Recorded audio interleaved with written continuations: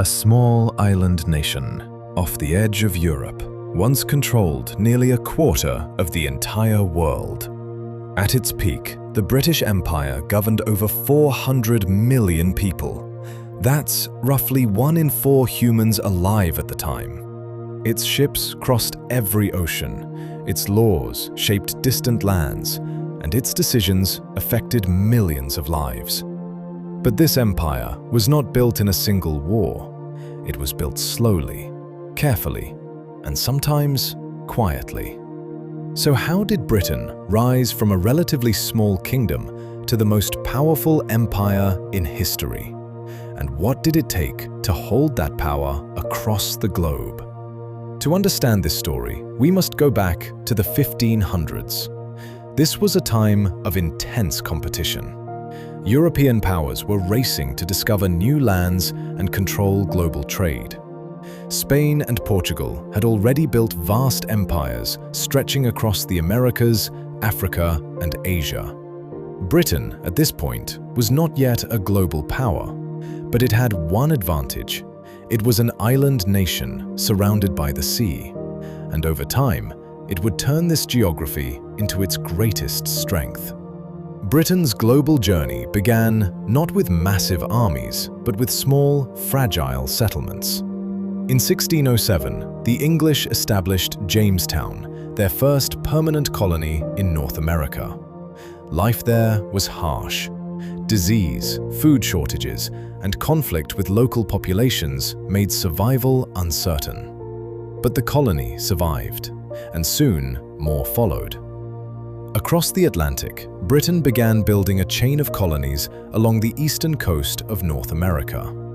At the same time, it expanded its presence in the Caribbean, where sugar plantations became highly profitable. These early colonies were not just settlements.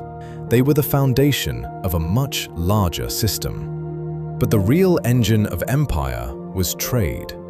In 1600, the British Crown granted a royal charter to the East India Company.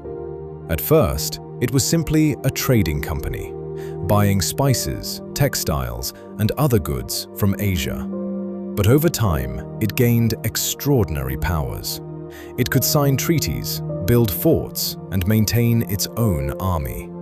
In India, the company began as a guest, but slowly it became a ruler. Through diplomacy, alliances, and sometimes force, it expanded its influence across the subcontinent. Then came a decisive moment. In 1757, at the Battle of Plassey, the company defeated the Nawab of Bengal. This victory gave it control over one of the richest regions in the world. From here, everything changed. Trade turned into power, and power turned into empire. But controlling distant lands required more than trade. It required control of the seas. The British Royal Navy became the strongest naval force in the world. It protected trade routes, escorted merchant ships, and defeated rival fleets. This gave Britain a global reach that few could challenge. With this power, Britain expanded into Africa, Australia, New Zealand, and Southeast Asia. Strategic ports like Singapore allowed Britain to control key trade routes. At its height, people said, the sun never sets on the British Empire, because no matter where you stood, some part of the empire was always in daylight. But this expansion was never uncontested. Britain faced fierce rivals, especially France. Their competition led to a global conflict, the 7 Years' War.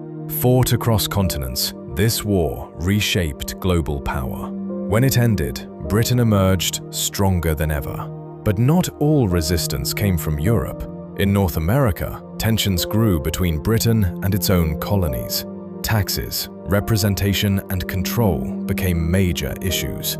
This led to the American Revolution, and for the first time, Britain lost a major part of its empire. But instead of collapsing, the empire adapted and expanded elsewhere. By the 19th century, the British Empire reached its peak. It controlled vast territories, including India, Canada, Australia, and large parts of Africa. In 1857, a major uprising in India challenged company rule. The following year, the British government took direct control, beginning the era of the British Raj. The empire introduced railways, telegraph systems, and global trade networks. But it also extracted resources, controlled local economies, and reshaped societies. For some, it brought infrastructure and connection. For others, it meant loss of power and cultural disruption. The impact was complex and deeply debated, even today. Then came the 20th century. 2 world wars placed enormous pressure on Britain, economically and militarily. At the same time, independence movements gained momentum across the empire.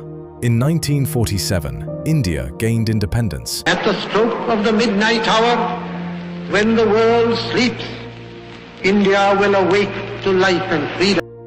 Soon after, many other colonies followed, and gradually, the empire dissolved. Today, the British Empire no longer exists, but its legacy is still visible everywhere, in borders, languages, and global systems that shape our world. The story of the British Empire is not just about power, it's about ambition, strategy, conflict, and consequence.